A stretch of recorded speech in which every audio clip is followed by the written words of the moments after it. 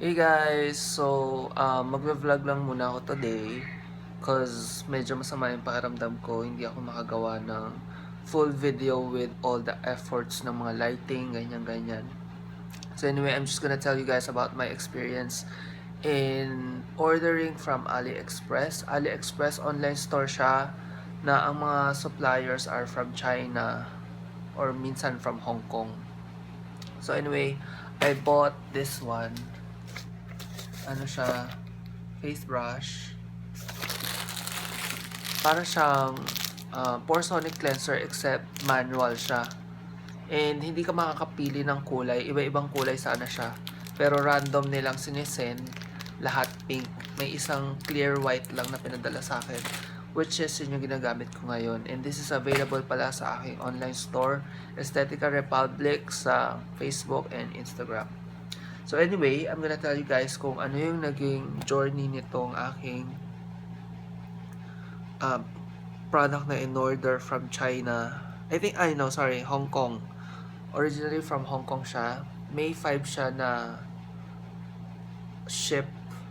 Then May 6 nandito na siya. And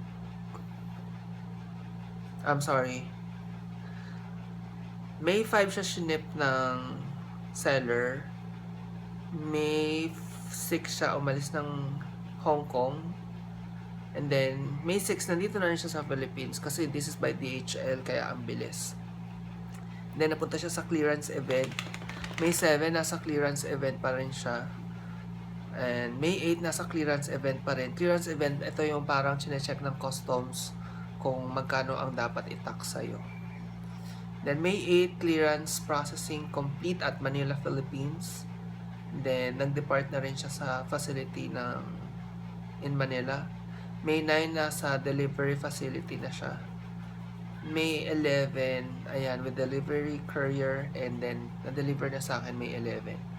So, May 5 hanggang May 11, mga 6 days, lahat-lahat yung naging journey niya before ko na-receive. And then, I'm gonna show you guys kung magkano yung tax na binayan ko. O nga pala, hindi po ako marunong sa tax, ganyan. So, basta na lang ako nagbayad. So, if you guys are expert or may knowledge kayo sa tax, please comment down below kung tama ba yung binayaran kong tax. First of all, yung total ng in-order ko is $23, including shipping fee. Meron kasi ako nabasa na kapag below $50 ata yun, hindi daw tataksan. I don't know, I'm not sure. So, paki-comment na lang kung tama. So, ang naging tax 91, import duty 91 din, yung tax 461, 552. And then, meron pa yung mga ibang computation.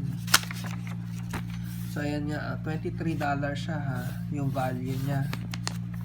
And then, ito hindi ko maintindihan yung examiner's findings.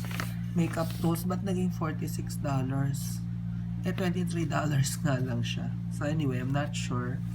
Like I said, hindi naman ako expert. So, ayun na nga yung computation. 91, 461, total 552.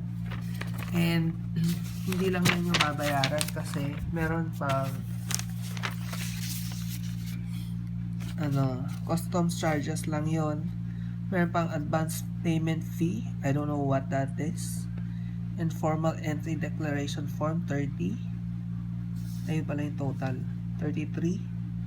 So yung advance payment fee 280. Ano kaya yun? Customs documentary stamp 1680.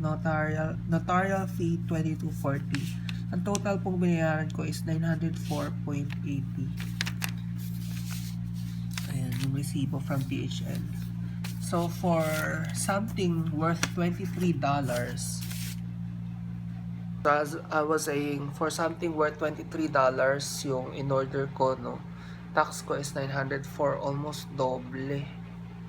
So, yun. So, meron pa ulit akong in-order, pero this time, hindi ko siya sa DHL pinadaan, sa post office, kasi sabi mas mura daw ata pag dun. So, anyway, ito yung naging package. Yan, dito siya nakalagay. And then, ayan nga yung box niya. And, okay naman, wala namang hassle on part of DHL. Tinext lang nila ako na may parating akong package and then may babayaran niya ako 904.80. So, prepare ko lang yun. Tapos dumating sila, binigay ko na lang dun sa ano. Teka, may lamok. Sorry. Binigay ko na lang dun sa nagde-deliver. So, anyway, yun lang yung video for today. And, I just wanna let you guys know na magkakaroon ako ng bagong segment dito sa aking YouTube channel. Para may iba naman. Basta, watch out for that soon. And, thanks for watching this video. Pag dumating uli yung isa kong package through post office, gagawin ko din yun ng video. So, thanks again for watching. See you guys next time. Bye-bye!